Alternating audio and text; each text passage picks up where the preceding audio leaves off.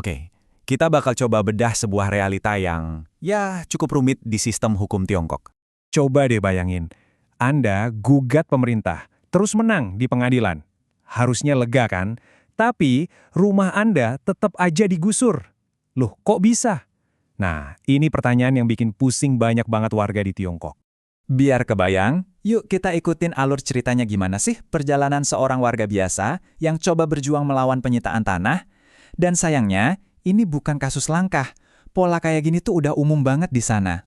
Nah, ini dia paradoksnya, terangkum dalam 4 langkah simpel ini. Prosesnya tuh nunjukin gimana kemenangan hukum malah jadi kekalahan telak di dunia nyata.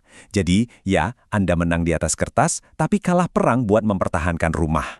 Terus kalau gitu, ngapain repot-repot gugat? Kenapa orang-orang masih mau coba jalur hukum? Jawabannya simpel. Karena di atas kertas, hukum di Tiongkok itu kelihatannya kuat banget dalam melindungi warganya.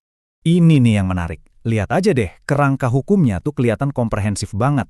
Ada konstitusi dari tahun 82, ada UU properti, ada UU litigasi. Prinsipnya juga jelas, properti pribadi dilindungi. Penyitaan harus buat kepentingan publik, dan kompensasinya harus wajar. Secara teori, Anda harusnya aman banget kan? Oke, itu kan teorinya. Sekarang mari kita lihat realitanya di lapangan.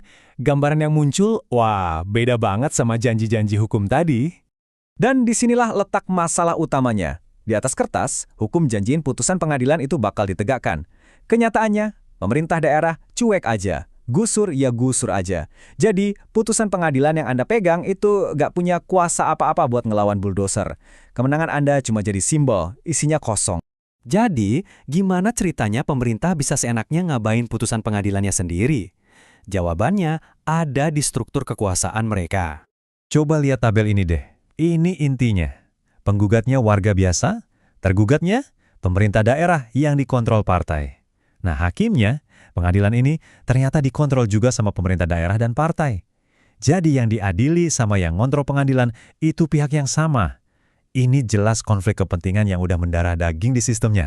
Makanya, para ahli nyebut fenomena ini kemenangan formal, kekalahan substantif.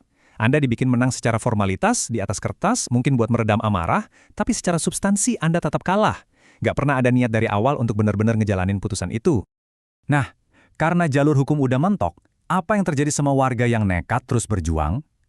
Konsekuensinya, bisa jauh lebih parah. Perjuangan mereka nggak selesai di pengadilan, malah baru dimulai. Dan bagian ini, jujur, yang paling ngeri. Sistemnya mulai mengkriminalisasi perlawanan. Protes damai Anda tiba-tiba dicap sebagai kerusuhan. Anda curhat di medsos soal kasusnya, dituduh menyebar rumor. Coba ngomong ke media asing, wah, bisa dibilang berkolusi dengan kekuatan asing.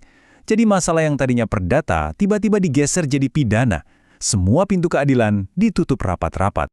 Bayangin deh perasaan menang di pengadilan, tapi rumah tetap hancur di depan mata. Itu bukan cuma ngancurin bangunan, tapi juga ngancurin kepercayaan pada hukum. Ini bikin komunitas pecah dan nimbulin rasa benci yang dalam, tapi diam-diam ke negara. Dan kepercayaan yang udah hancur lebur kayak gitu, wah, susah banget, bahkan mungkin mustahil buat dibangun lagi. Pertanyaannya, kenapa sistem yang jelas-jelas bikin ketidakstabilan sosial ini kok dibiarin terus ada? Jawabannya, ya seperti biasa, ujung-ujungnya duit dan kekuasaan. Penyebab utamanya itu sistem yang namanya keuangan tanah atau land finance. Gampangnya gini, pemerintah daerah beli tanah dari petani dengan harga murah. Terus status tanahnya diubah, lalu dijual lagi ke developer dengan harga selangit. Nah, keuntungan gede inilah yang jadi sumber dana utama buat anggaran mereka. Jadi, kalau penggusuran dihentikan, sama aja kayak matiin keran duit mereka.